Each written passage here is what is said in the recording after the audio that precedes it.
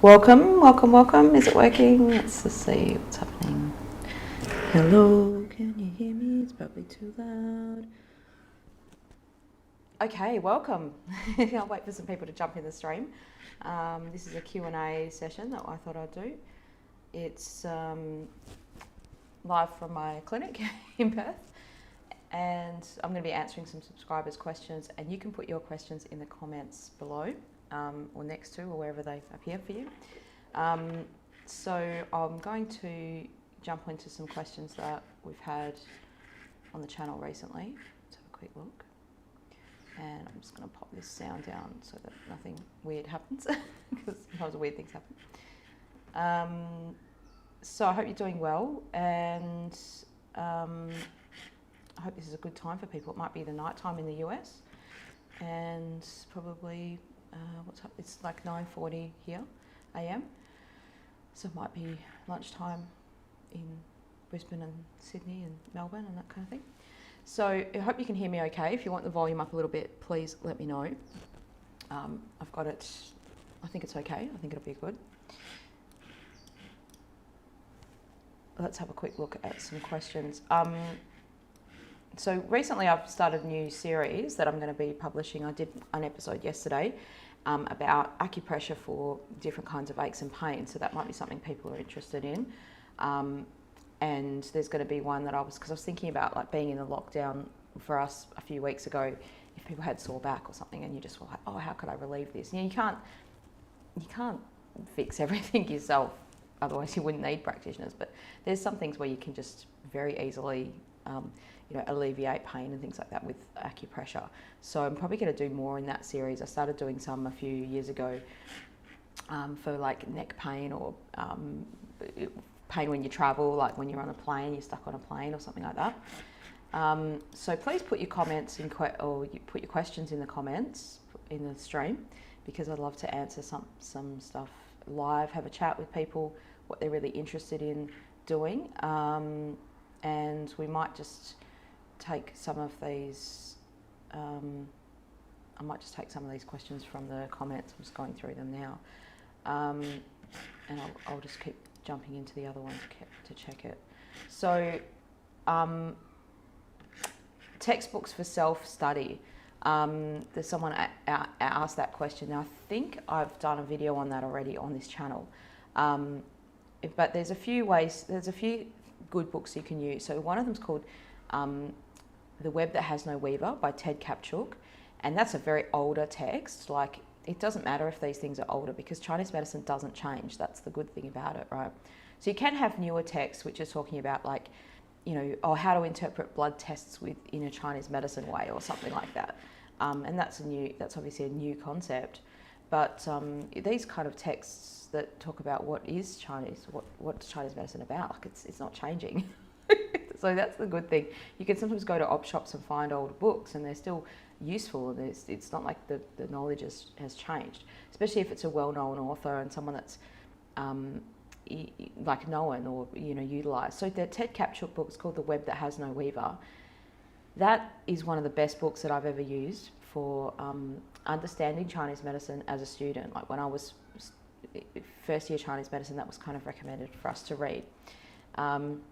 And the other textbook that's used, so if you're kind of a person that's thinking, oh, I might like to study Chinese medicine later, and I'm not sure, the next book that would be used is called Giovanni, like the Foundations of Chinese Medicine. So when I studied, it was like about that thick. Now it's about that thick, that textbook.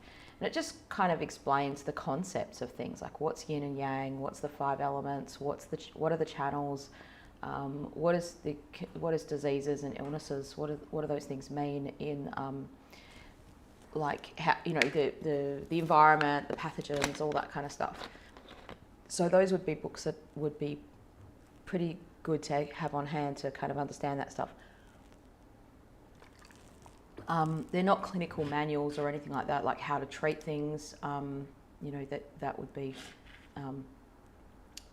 like farther down the track in your learning.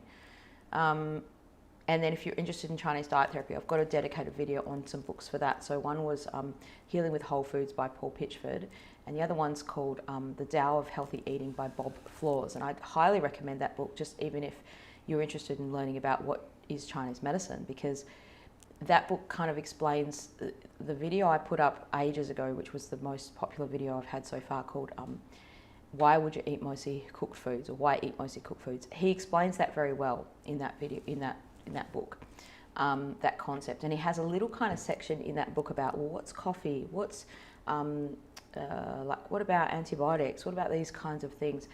Very short and sweet, and like, what about cholesterol? And some of those things, he's inferred that knowledge, just like I have when on this channel. There's some things where I'll say, look, we don't know, cholesterol wasn't around when they were compiling the Neijing. Like, we didn't know that concept, but we can kind of infer these ancient concepts onto these newer things like that.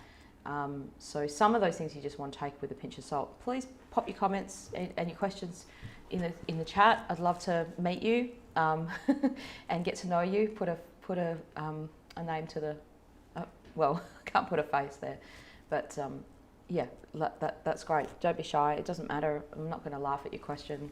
I mean, I might laugh because I just like laughing. But yeah, if there's some kinds of videos you'd like to have to talk about, or things like that, it's coming up to the change of season time, so that's a good thing to be thinking about now. It's February, end of February, right? So it's coming into March.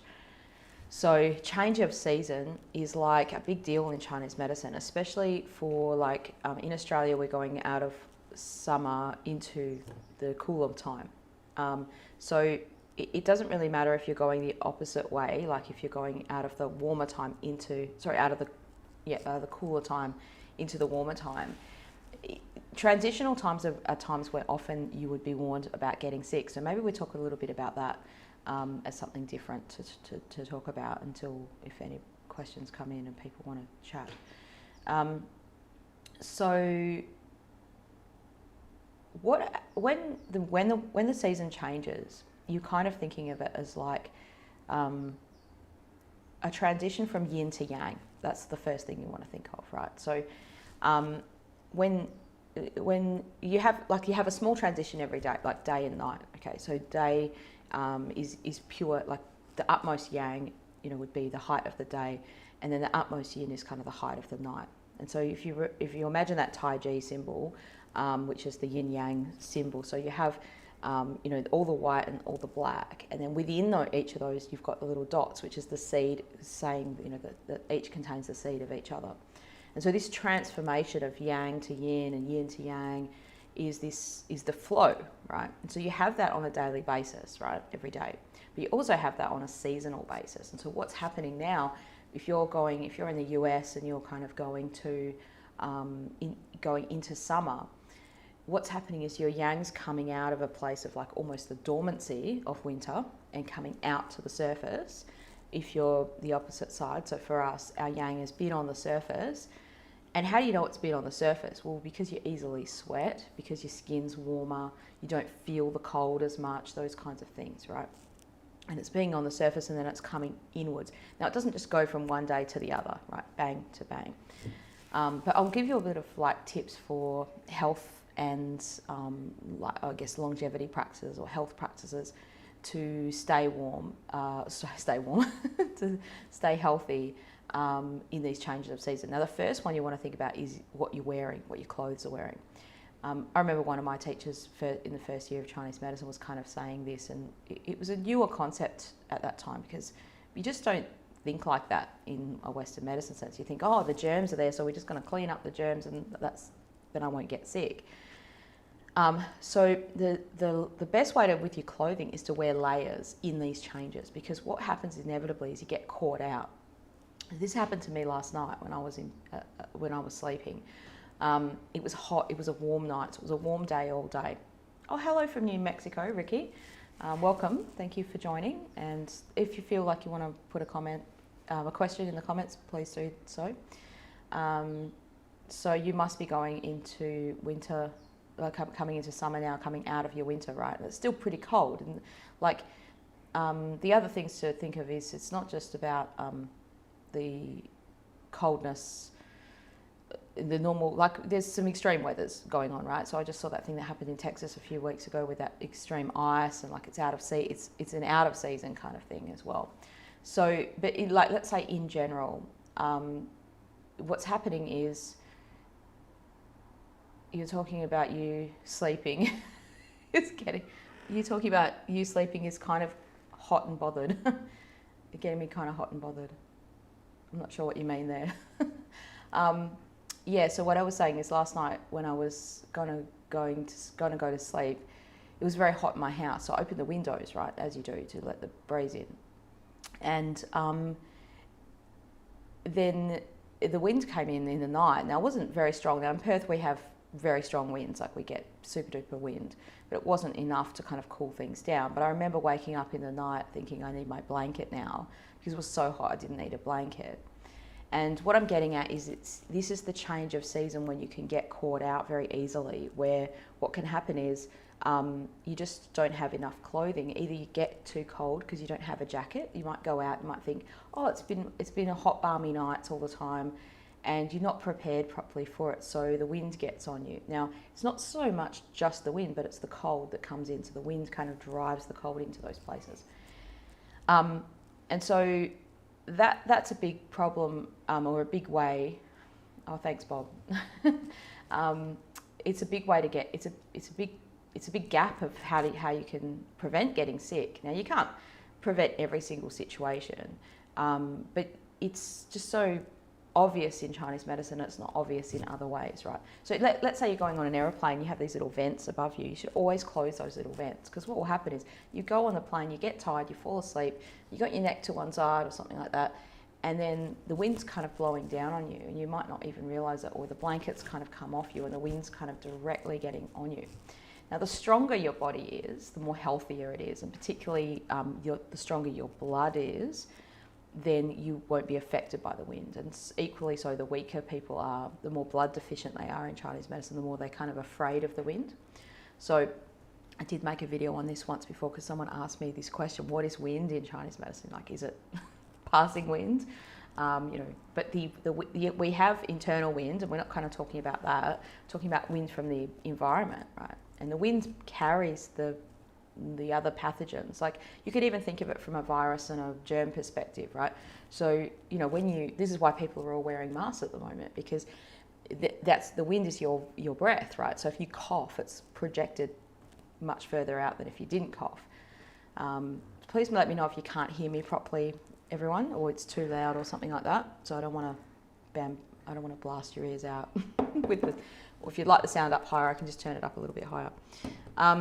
So the wind is a big thing, and when it's cold, that you go outside, it's that icy cold, chilling kind of wind, and that can cause things in Western medicine, like they acknowledge that it can cause Bell's palsy. So they don't even know really what Bell's palsy is caused by. Like, there's a few ideas around, but they don't have a definitive Bell's palsy.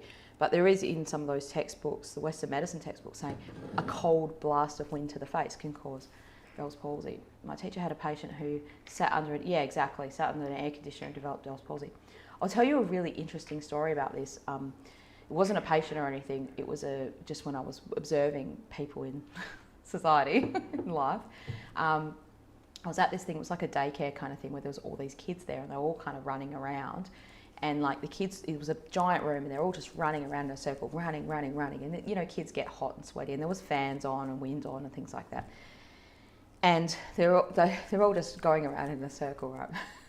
And then this kid just suddenly he walks up, and his poor little neck was kind of stuck to the side. He had torticollis or wry neck or something like that, and he was screaming in pain because it's very painful.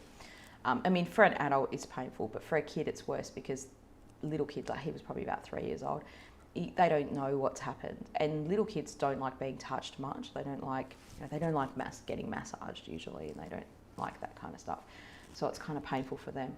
And because I was there, they were like, "Oh, can you help him?" And we just gave him some Twainer, like some massage, and it kind of loosened it up. But that kind of, like, in Western medicine, it's an inflammation of the tissue, right?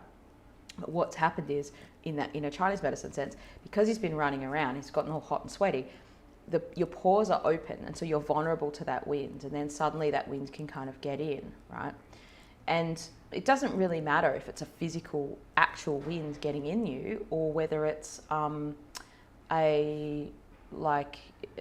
just because it's cold, let's say, or because you're hot, and then sometimes it's because you're sweaty on the outside. The wind kind of gets in, and, well, not the wind, but the cold makes your muscle get tight, right? So cold makes the muscle get tight. So sometimes with Chinese medicine, it's analogous. It's like an analogy, and it's it's very easy to see how it exactly works. But sometimes you think, oh, doesn't make like it's not literal in some senses. So that's with the wind and so preventing illness. Just to finish that topic, and then we'll talk about your question, SYC. Perfect, great, what a great question. Just to prevent illness, the best thing in this season you can do is just to make sure you take a jacket with you if you're in Australia and you're coming from the hot areas, or Asia or something like that, where it's hot going into cold.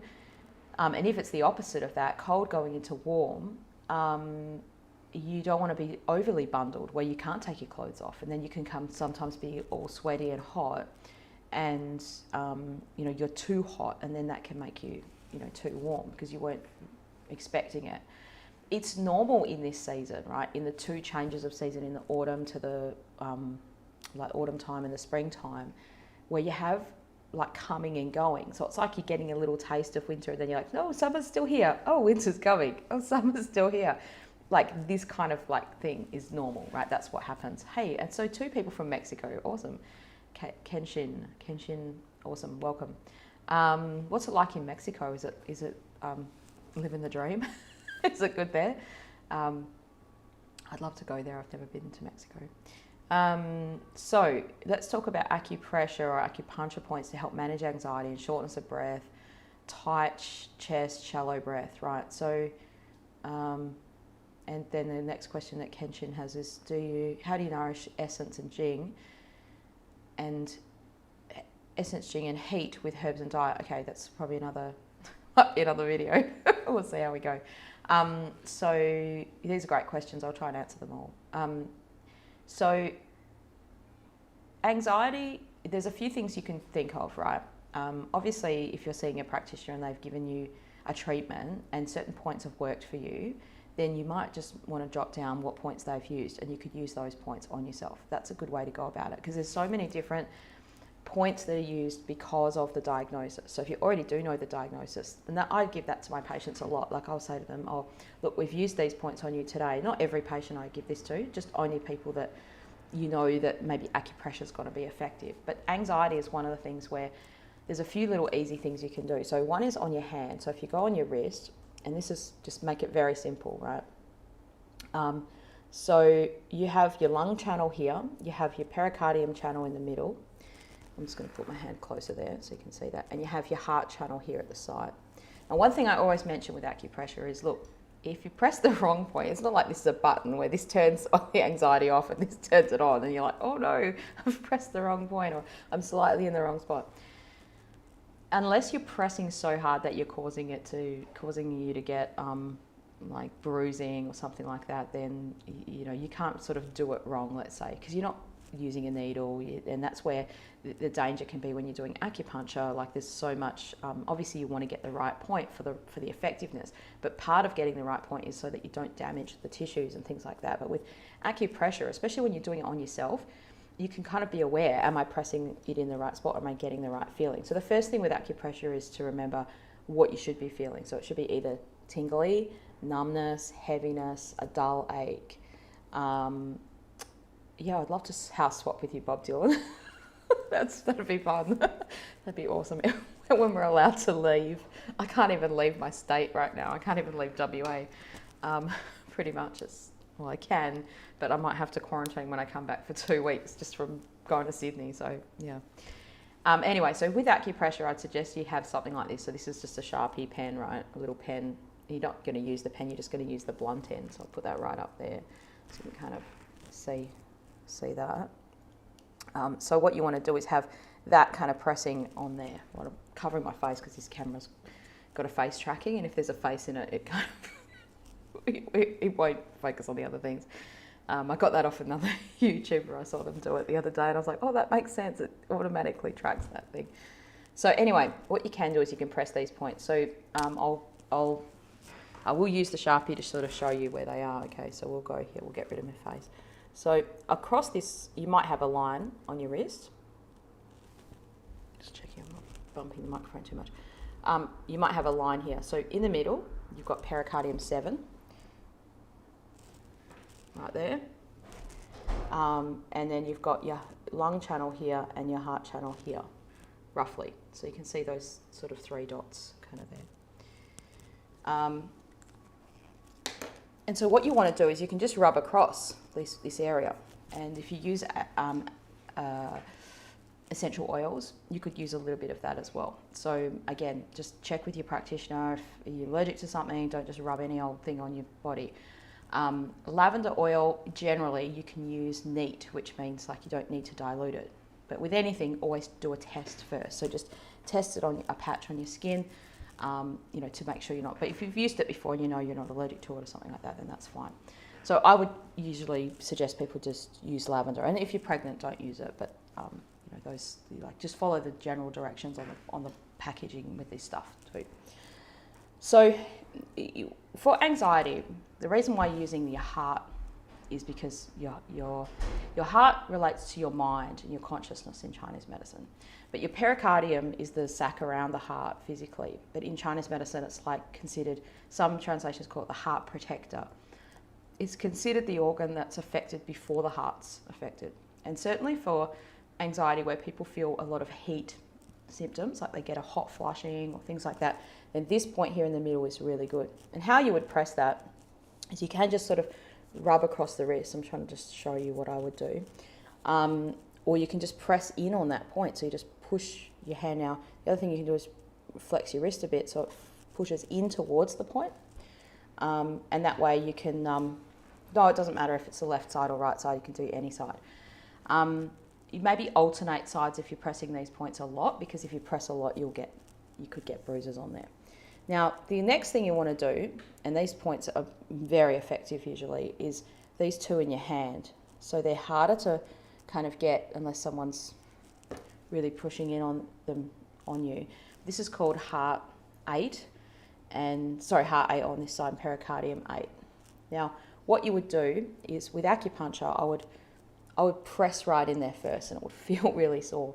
And you're kind of pushing between the muscle here and making a depression by pushing your hand in. So you kind of just push that in and just maybe go back and forward with your pen or something like that. And so you want to kind of feel a tingly, a heavy, so these points should feel nice and tingly. My whole hand is tingly now from just doing that little bit of pressing. I'm pressing it quite hard. And then the other one is pericardium 6, which is down, so basically right in the middle of that wrist crease, further down, between 2 tendons. Now, some people don't have one of those tendons, that palmaris longus tendon, some people don't have that. So that's fine. You might not even know that you don't have it, because there's another tendon that's kind of like lower down. You might feel a depression created, but basically don't press on the tendon. It's between the 2 tendons. Some people's tendons are so tight, like they're literally like this, and the needle would just be sort of really pushing to get between the 2 points. So they're the main ones I would use. Now, there's points on your chest that you can use as well. And there's also an exercises that you can do to kind of open your chest up. So if you've got a lot of tightness in your chest, it might be because of what, like the precursor to that might be called liver qi stagnation. So if you've already done one of those videos that I've done, like I had something like how to stop liver qi stagnation. I was showing you like singing, laughing, and exercise. That's a common sort of relational thing with anxiety, and that could help too. But at the time, if you're having a panic attack or you're having a lot of stress and you can't breathe properly, I mean, obviously if you can't breathe, go to the doctor if you literally can't breathe. But if this is something that you're just managing and you know what the cause is, because anxiety could be, some people don't know what it is and they think they're having a heart attack, and that's valid to go to the doctor if you're not sure what the symptoms are. So if you're just having symptoms of shortness of breath, kind of have to say this stuff because I don't want people taking things out of context and saying, oh, Marie said I had chest pain, just use this point. Don't do that. So you can press here, and then you can just do an exercise where you're kind of slowing your breathing down. You might already know those kinds of things. So just focusing on your breath and breathing in and out slowly, and just like using that as a relaxing, but also you're using these, like you're focusing your mind's attention on these points, and that kind of gets away from the, it gets you off of thinking of the anxieties. For some people, that helps. So no, it doesn't matter about the left or right side. So that's some of the things you can do. There are points on the chest you can use. You could just feel across underneath your, got the microphone stuck on here. You could feel across. You've got your collarbone here, and you could just, if you go towards the end of your collarbone, you basically be on your lung channel at the very end. So there's a little depression that's kind of made. I'll see if I can show you sort of here, between here and here. And those points actually, sometimes you can just do what I'm doing now. So you press on them, so like that, and just rubbing around in that area. And if you feel one point's sorer than the other, that's the better point to use, the sore point.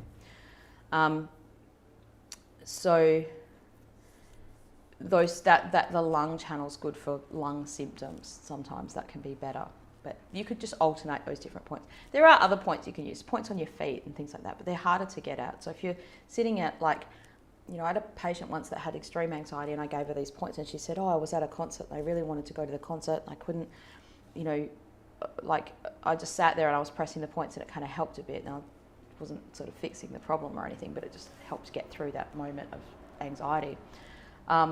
And so what's good about these points is you can be sitting there in a meeting and no one knows you're pressing these points or why you're pressing them. You can just be doing that. So you can just kind of rub across here. So you've basically, just to recap, that's lung 9, heart 7 on this side, pericardium 7 on this side. And then the other two, you've got heart 8 here on the hand and pericardium 8. Oh, it's broken. Oh, it's working again. Right. If this stream stops, sorry about that. I don't know what's the internet just cracked the shits for a second then. All right, I am getting to. Oh, it is a good thing to do for tests for sure. You can incorporate this kind of stuff into your mindfulness practices if that's what you do. And the other points that are commonly used are on your head. So I'll just mention that. So if you go from your eye, I'll just show you here, right in your temple, it's a soft area. You don't have to press too hard on that. You don't want to bruise your face, but you can press on these points here and just rubbing them, like circular motions around and around. Yep, and then the other one is like what's called your third eye. So right here, you can tap on that. That's used in, I don't know, some other woo-woo things, kinesiology as well. Not that that's just complete, not that that's woo-woo, but like what's that tappy thing that people do? I forgot it called, like EFT, freedom technique or something. They're tapping on these points. I'm sure that that's based on acupressure. So you can do that, or you can pinch these points like that. So you're pinching up like that. I'm gonna give myself a nice red mark on my face. Okay, so we'll just leave it at that. You could do a whole year on acupressure for anxiety. I'm sure you could keep going. So that's enough points. I'm sure that keep you happy. Right. So Kenshin said, "How do you nourish essence and Jing?" That question, and then we've got one that says, "Hi. In one of your videos, you noted that oats were the most dampening grain. However, you don't create the oats into a porridge and you just bake them." Yeah, so that's one thing that Paul Pitchford mentions in his book, Healing with Whole Foods, is to make oats less dampening, you roast them first before you cook them.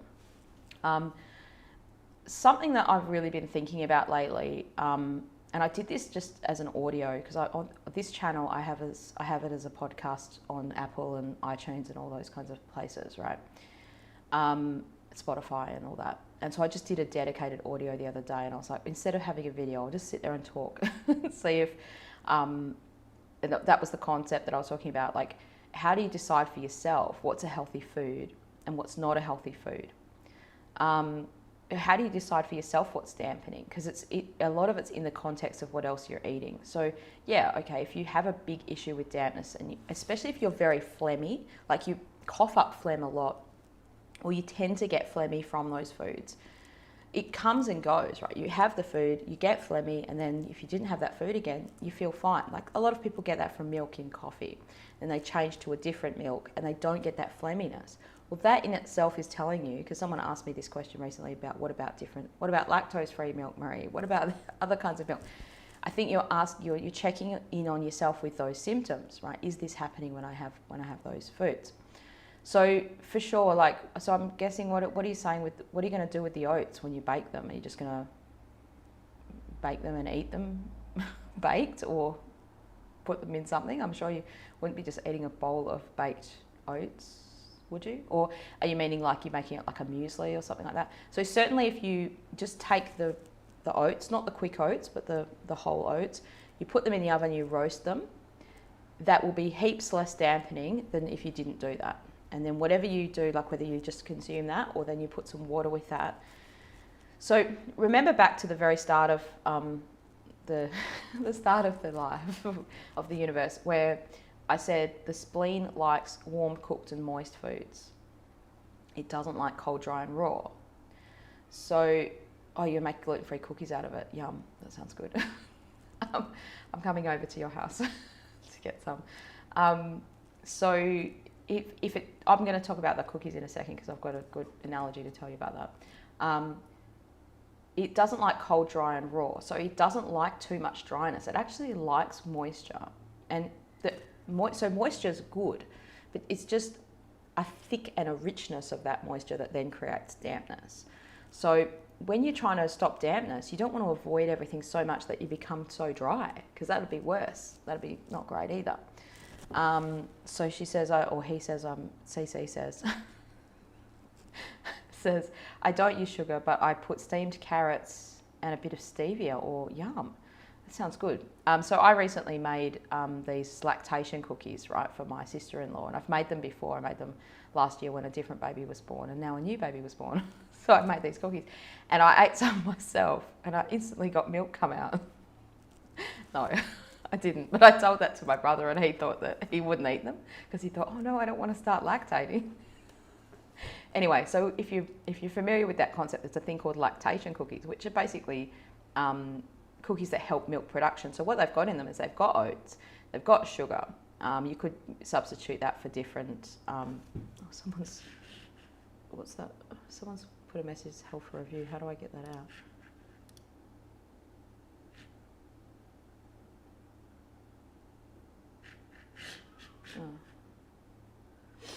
Don't know. Sorry, I don't know how to. Something's held for review. Maybe because it mentioned lactation. I don't know. I can't. I'm new to this kind of thing. I'm not. Oh, okay. Have I pressed show? Oh, girl, lol. I don't know why that was held for review. Just saying, girl. So with these cookies, right, they're very rich and they're very dense, and they've got brewer's yeast in them, and that's what helps. I really doubt that you could make someone lactate by just eating the cookies without having a baby there to stimulate the process, the natural process.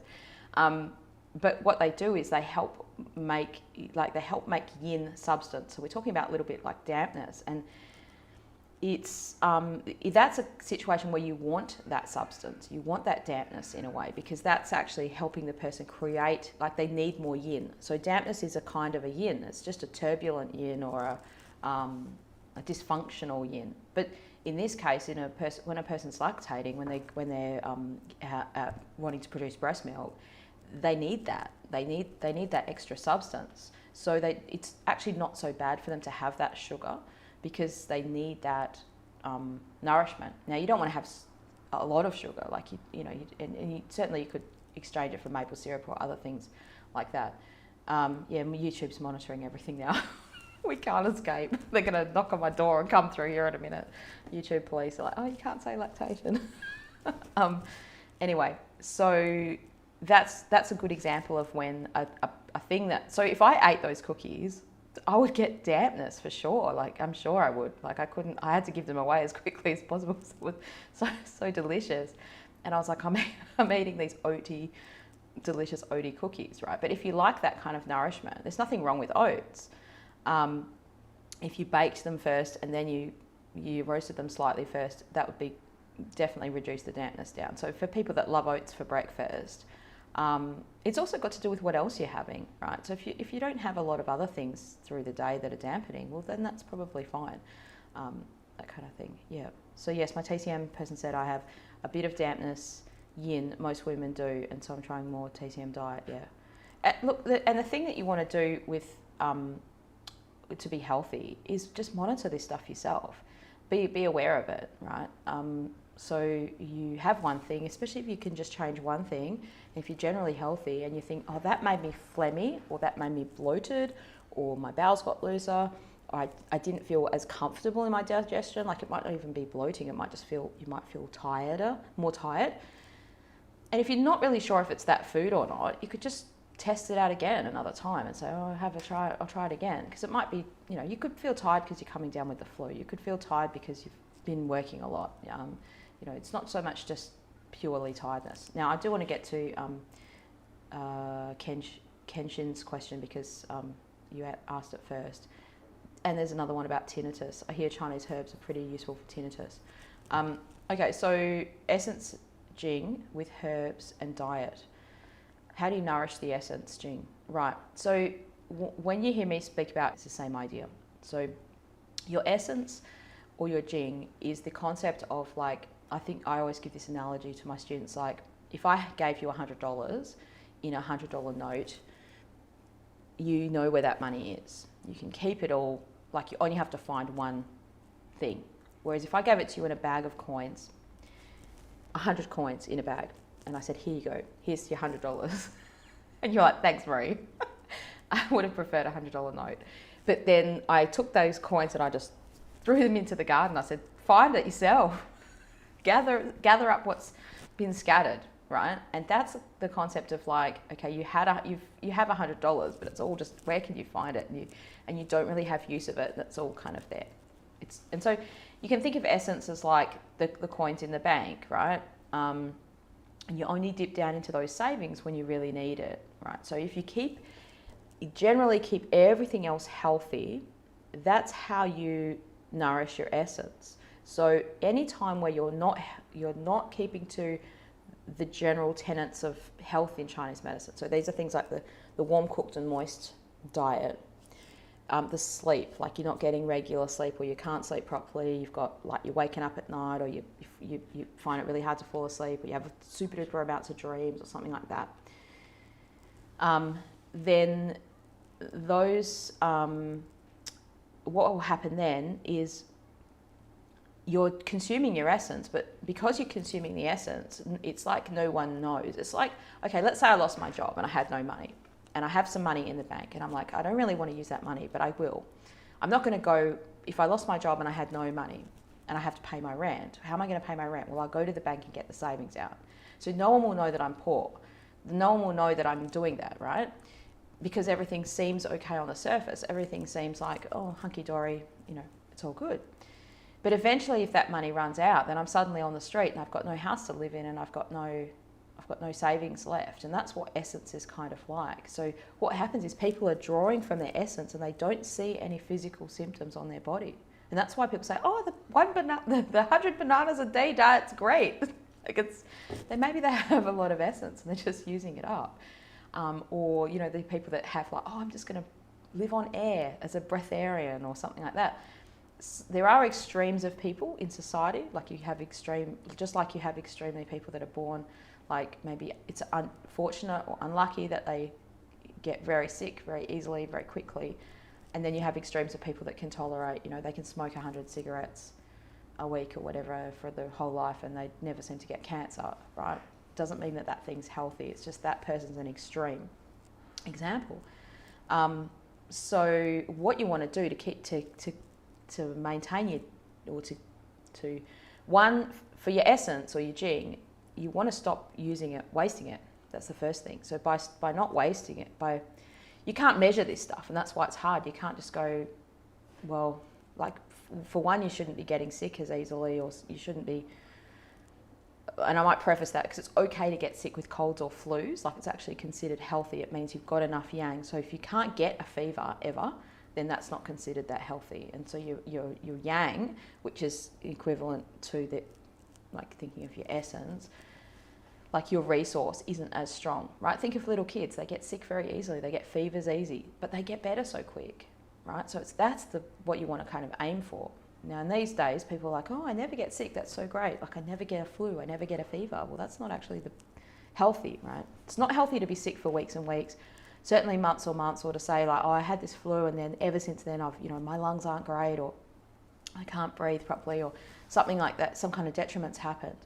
So that's the first thing. And then the second thing is, like, there's some people that think, well, you can't tonify you can't build up your essence. Like, there's a legitimate argument to say that it's almost impossible. Otherwise, we would just live forever. But the other argument, the other side of it is, okay, this is where Qigong comes in. And I'm not in any way an expert or knowledgeable in that topic, so I'm not going to sort of talk about that. I know about it, but I don't practice it.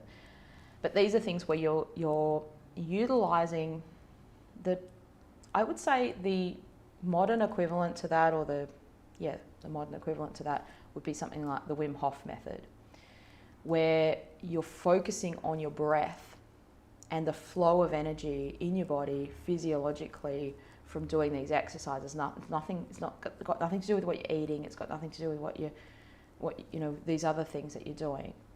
Hey, teacup. I don't know what you were laughing about. That's something I said probably was funny.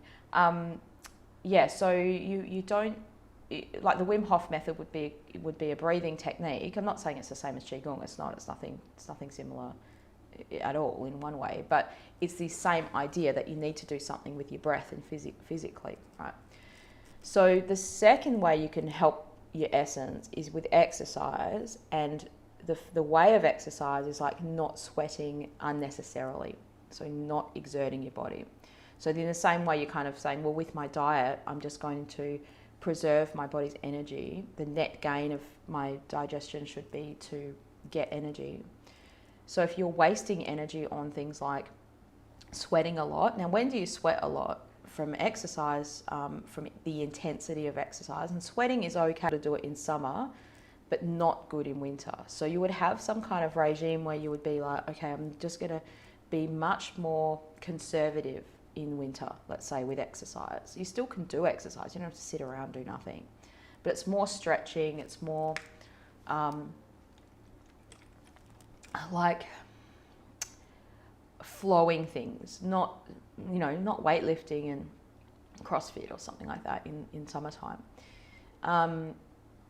So that's one thing. And then I was thinking of something else, but it's popped out of my head, so it might come back to me. Conserving your energy. So yeah, with your like basically not sweating easily, right? And so the net gain from your digestion should be, what the food that you put in, you should be getting. Oh, alcohol was the thing I was thinking of. So the other way you can sweat easily is alcohol, right? Alcohol. What does alcohol do? It takes your yang from the inside and pushes it out to the outside. And so really, like, it's not like you can never have alcohol if you want to be like a centenarian or someone like that lives for 100 years, 100 healthy years, or preserving your Jing, conserving your Jing. It's more like you should just have it very moderately. And certainly getting drunk is considered like wasting yang, because your Shen, which is your mind, your consciousness, when that's altered from alcohol, and that's a different level for different people. Some people only have a little bit and they're just, drunk as a skunk kind of thing, what we'd say in Australia. But some people, they might have a lot, and that to be able to get to that stage. So I'm not saying you should drink until that happens, but that concept of, okay, if I'm going to be committed to this, you have to be, it's all in or not, right? It's not like, oh, I'm going to take some yang tonic herbs and preserve my Jing. Like, that's good, but it's better to do these diet and lifestyle things first and then add to it with herbs. So then the next thing would be to see a herbalist and get some herbs, or using herbs in your diet. So a lot of people use what's called codnopsis. I've seen that used a lot. There's different types of ginsengs. These kinds of things could be like supplemental herbs, I guess, to eat. Things that are between a herb and a food, like mushrooms. Those kinds of things can be tonification herbs and food types of things that can be used. Lion's mane. Some things that are considered superfoods, adaptogen herbs, those kinds of things could then add to the whole thing.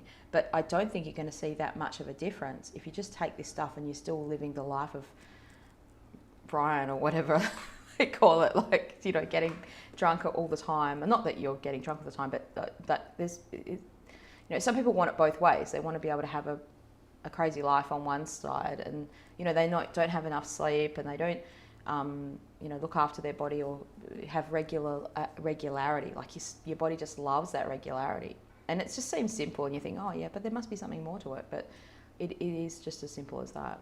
Yeah. The cookies. Yeah. I know. And I told it to someone else as well, and they wouldn't eat them. Like, it was just a joke, and he was like, no, I'm not touching those cookies. Like a man. And he was like, because he thought it might make him, just because I told him that they were lactation cookies. So it's a good joke, like, to do. Anyway, so yeah. All right, so I think we've gone through most of them. There's probably something I missed here. Talked about dampness and grain and the oats.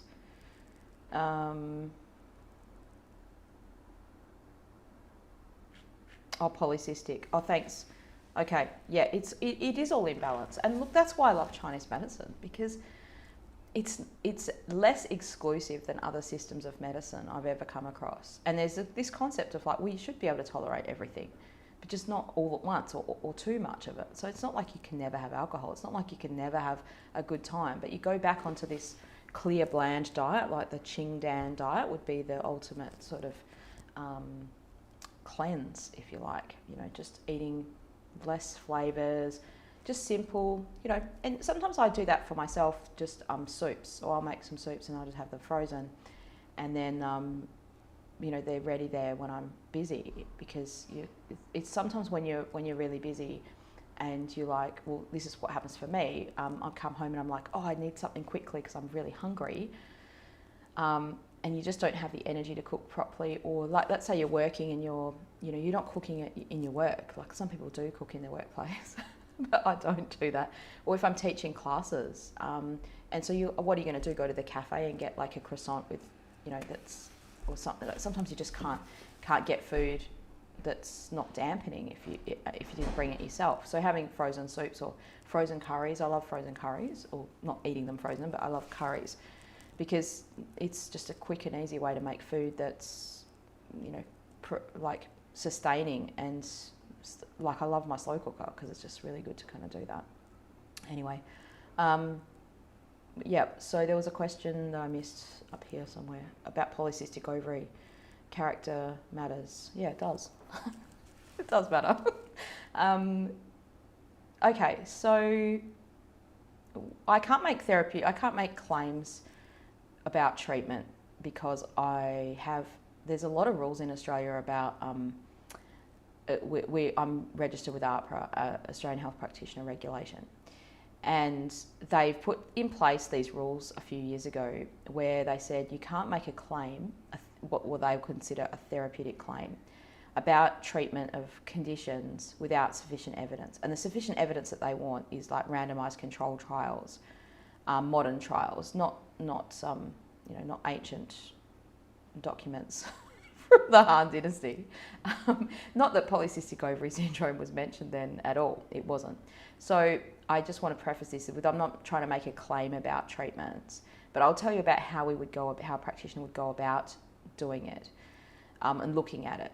So firstly, they'd ask you about your symptoms. So some people have, there's obviously a collective of symptoms that are there, but some people have some symptoms more prominent than others. And certainly for the system that I use in herbs, we kind of think of, well, we're treating not only one thing at a time, but we're focusing on this main symptom and using that herbal formula, or even using the acupuncture to kind of resolve one thing, and then you can kind of resolve the next level. Yep. And so there might be symptoms like for your cycle, for instance, is a big one. And also the other thing that can happen is like people can have a certain pattern presentation, let's say, and then because of medication that might have changed things.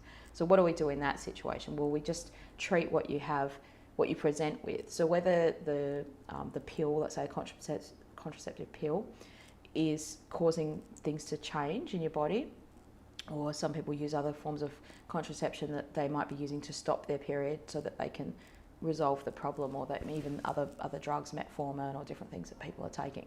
So if you've been taking those drugs for a while, that pattern of disharmony that you're presenting with, whether it's caused by the drugs or whether it's caused by your body, that's kind of what we're looking at. And so we're saying, okay, if you have bloating, or you have nausea, or you have irregular periods, or very heavy periods, or no periods, or any of those kinds of things, like, it doesn't really matter if it's caused by the drugs or it's caused by you. At that moment in time, you have that symptom, and we're saying, well, at this moment in time, you're not going to stop taking these drugs. So if you were, that would be different. This is where you'd have this consultation with your practitioner, kind of a back and forward. And then we would treat that and then see what happens, and then go to the net, and sometimes I have patients that they think, well, I'm going to stop taking the pill now because I don't want to take it anymore, or some other drugs that they're taking, they decide with their doctor they don't want to take this. And then we kind of treat what's next with that, what presents next. So sometimes you stop taking medication. Like in my experience, people with PCOS have complicated situations. Like some people have anxiety or depression, or they're just on other medications. Not that you have to have those things going on, but like sometimes the medications that's used to treat PCOS could even be those, that they don't have to have like a mental health condition to be using different medications. But what I'm getting at is that's a big question people have, like, well, what about the medications I'm taking, and can the interactions with it? So certainly with acupuncture, like, it's not putting a substance in you, so there's really less worry in that way of that ever being a situation.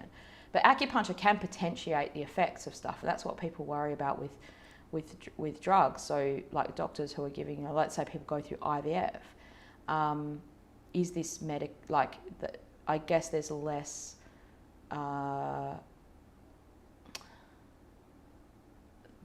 people noticing that well, if you're having acupuncture, it can make the effects, it potentiates the effects of what your body's having, but it could potentiate the effects of the drugs that you're taking as well. Yes, possibly. You wouldn't know that until you do a randomized control trial in those kind of groups. But anyway, so with PCOS, you kind of like, there can definitely be complicated patterns. So there can be dampness there. There's usually some kind of problem with the wood element. So the wood element in Chinese medicine is the movement, and that's the cyclical movement. So it's responsible for the cycles. It's responsible for the fact that you have a regular menstrual cycle, or whatever the state of your cycle is. That's the wood element that's doing that. And so it might be your liver blood, or it might be your gallbladder qi, or in TCM they'll call it the liver qi. So you could have liver qi stagnation, you could have liver blood deficiency. Both of those things. A very common formula in TCM to treat both those things together is like Xiao San, right? And that's why that's used so often, because those two things are just kind of simultaneously happening.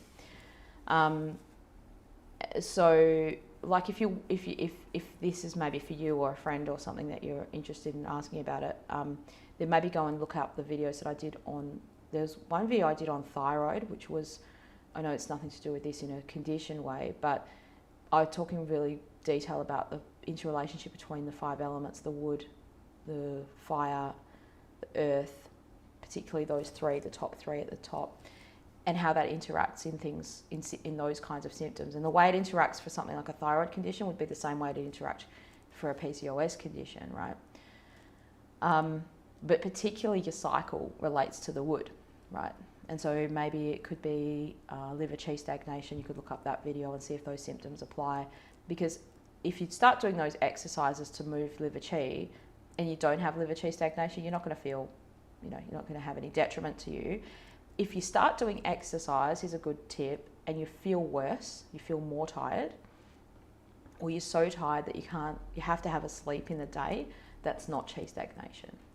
And so that, in that case, sometimes even with acupuncture, you feel worse. You feel really tired, like I can't get out of bed after having a treatment, so tired. That would be extremely it's not that common, but that's sort of extreme deficiency. And in those cases, your pulse will be really weak and like really faint, like, which means like it could be deep, which means it's like right at the bottom, but also hard to find. Like the practitioner might spend ages sort of trying to find it, or easy press away, easy press it away. Anyway, so yeah.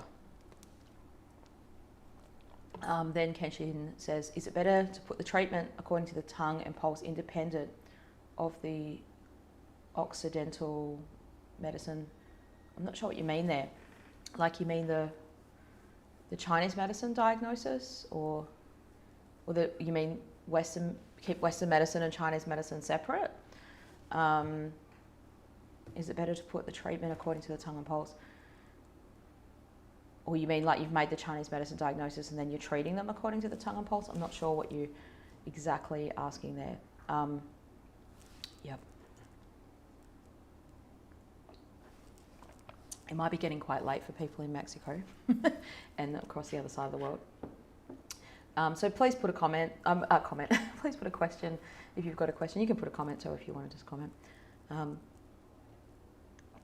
This seems to be like a good time. I had a little gap with my patients today, so I was like, oh, I can do a stream. And I just bought this new camera kit that gives you unlimited battery, so I don't have to worry about at any moment it's going to die. The camera batteries, and this is a better camera. This is my proper camera, my Canon camera, not the iPhone. So you're hopefully getting the good quality video. Sorry, Western medicine. Yeah, so a patient comes in with a disease, let's say, or a diagnosis in Western medicine. And like you still take that into consideration for sure, but you can't just jump to a conclusion. If let's say a patient says, I have, I don't know, anything like the PCOS example, like I have PCOS, polycystic ovary syndrome, and you just think, oh, well, you must have like no periods, or you must have irregular periods or heavy periods, or you must have, you must have bloating, or you must have, I don't know, something. It's not every person has the exact same presentation of that. And also as a practitioner, I have a due diligence to make sure that sometimes patients make up a diagnosis themselves, like they've not made it up like maliciously, but they really think they have that problem, and they don't necessarily they haven't maybe been to a doctor and had that diagnosis. And so I just ask them, and then that way, for me as a practitioner, I get, I don't talk to people for a long time, it might only be 10 minutes in that case. So I want to know what the main symptom is that's bothering them, because in order to treat them, we kind of have to know the main symptom, right? And then you're looking at the pulse, and maybe for me, I don't look at the tongue that often, but for TCM practitioners, they do look at the tongue a lot. So I still look at the tongue, but just not for every case. Like there's only some cases where you think this person has some kind of dampness, and they might have a very yellowy, thick coating on the tongue. Just tongues can be really like distracting to the picture, and also like in different systems of Chinese medicine, some systems rely more on pulse, some systems rely more on tongue. It's just how it is. And the system I use relies a lot on the pulse, and if you look at the tongue, it's really bringing into the picture other things that might distract you in your mind, so that's why I don't use it as much. Back to acupressure, would those collarbone and wrist points be helpful to press on if you have a throat thing going on? Not like anxiety, but energy draining when you have to, you might be an introvert. Nothing wrong with that. But like, I'm just imagining you going around doing this because you're around people. Yeah, so your throat has two connections in Chinese medicine, and there's one point here, right in the middle, that I use a lot. Not on myself, but I use a lot on patients. I probably should use it on myself, I guess. So it's, if you feel the depression here between your collarbone, it's like Ren 22. Now, you can see it's all red for me just pressing on it. You can't be talking when you're using this point. So you're kind of pressing right in there. And with acupuncture, like I do acupuncture this point, but the needle only goes in a really tiny way. Oh yeah, for sure, I get that. That's just like, have you done the personality tests? Because that might help you understand who you are, because that's normal. Some people are not energized by being around others. That's okay. And it's not necessarily, a bad thing. It's a season, right? Yeah, fair enough. And look, sometimes just any old people are just annoying people. So this, you press in here. So this is Ren 22, and then just below that on your collarbone. So you could do the tapping on that, but you just press in it. And if I keep talking and pressing, what's happening when I'm talking is your larynx is moving out, and it's not comfortable to do that. And sometimes your throat might be tight, or your muscles here might be tight. So yeah, I'm just trying to think how you could think of that in another way. Oh, okay, so your kidneys nourishes your throat, moistens your throat, let's say. So that could be like sometimes an underlying deficiency. Your throat can get dry from talking too much. So if you're around people that are requiring you to talk, yes, it's in the notch, right in the notch. Sorry, I'll come really close. There we go. So you can't see because my neck's too fat to see the bone there. Stick it out. I'm not a skinny thing. I'm using my acupuncture book as a height razor to keep this computer in its place. Here we go. I'll see if I can get it out.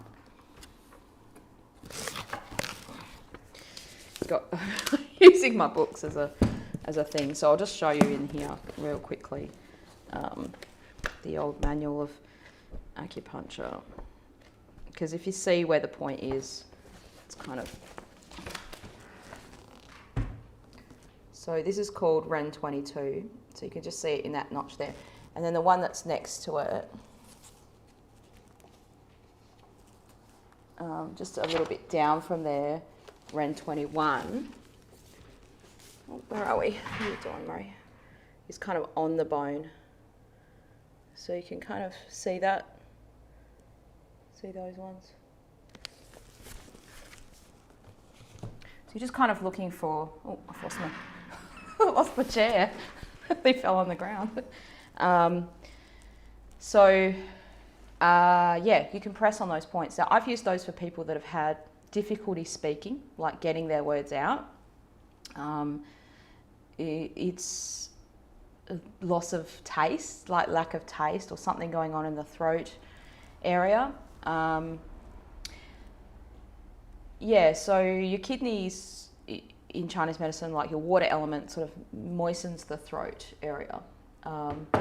And the other thing, like, so throat's getting dry, waking up with a dry throat, that kind of stuff. It's more like you can use pears to kind of moisten your throat. Because like being around all these people that you're talking to, it might not be just the physical, like, I think it's probably like, so you need that wood element to kind of power the voice as well. So that's like the desire and the, when you're just like, oh, I can't be bothered saying, come on guys, get it together. I'm just going to put my books back where they were so I can have my computer propped up there. Otherwise I'm looking down where everything is. Don't want to unplug everything. So yeah, that's that point there. If you press it on the other person, they'll probably stop. It's probably true. Like a little button, you probably could, because you have to stop talking to press it properly. Just imagining people going around doing that. So that's one of my favourite ones, Ren 22. And then you can go out from there onto the kidney channel, sort of out here. and just pressing out. So you don't have to be in the exact spot. But yes, you were asking about these lung points that are here, and you could press on them, but you would just basically press around this area and see, where do I feel there's a tightness or there's a little bit of pain, and that they're good, what's called AHPRA points to kind of press on. And actually sometimes acupressure is more powerful than acupuncture here, because with acupuncture your lungs are here, we can't needle straight down, but you can press straight down, so you can get a much stronger effect by pressing on these points than you can by needling them, just because you can't, it's harder to get that chi, that chi feeling in the muscle, because with acupuncture you can't go this way, you're kind of going this way, and so sometimes you still get a strong feeling, but often you don't get as strong as when you're pressing on them. So I hope that's useful to people in some way. Yeah, look, if you're getting anxiety from talking to people, you could certainly use these points on the wrist that we were talking about before, and more the lung. So the lung 9, you wouldn't need these points here unless there was like a lot of heat going on. So if you had a fire, dryness in your throat, something like that, then you'd use these points up here. Otherwise, this lung 9 is like the moistening point, and then further down here, if you've got shortness of breath, it's more these points around that way. So yeah, cool. All right, well that's good. There's been heaps of people on this stream and so many comments. So yes, so the Ren 22 and the 21. So 22 is right in the notch, and the 21 is sort of below that. Just it's almost like a little notch that's made by your the bone depression there. So you could just press in that area. I mean, like the Ren channel is this, it comes up through your throat. So I'll just touch that microphone, sorry. It doesn't really matter if you're pressing, all along here. Just, you could do the tapping if you wanted to, up and down that area. Yep. Kidney 3 is another point that's a good one on your foot. So I'm not going to get my foot up show you where it is, but you could Google that point. It's very easy to find. It's right in the like the crease of but halfway between the medial malleolus and your calcaneal tendon on the medial side of your body. So right in the heel of your foot. Kidney 3, that would be another one you could try. Cool. All right. Any other questions? Otherwise, I might sort of end the stream. I feel like I've been going on for ages. I don't know how long this has been. Oh, an hour. Feels like longer than that. But it's good. Like I could just do this for all day. Never stop. Now that I've got this camera extender thing, this battery thing, I could just stream forever and just never turn it off. Yeah.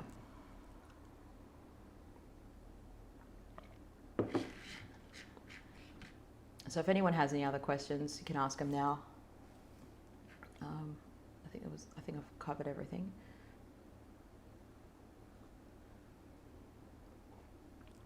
So I hope you have a good day or night and good sleep. And yeah, be well and think of something else to ask me for next time. And I'll probably try to do this if it's suitable on a Friday. Seems like a good thing to me. I think it must be Thursday night for people in the US and in Mexico. So thanks everyone for listening and watching, and I'll look forward to seeing you again on the next video soon. Take care. I think this is a good time for the other side of the world. There's a little bit of a delay with the chat. Like it's probably delayed by a minute, I think. Yep. Thank you, Kenshin. Have a great day too. I will.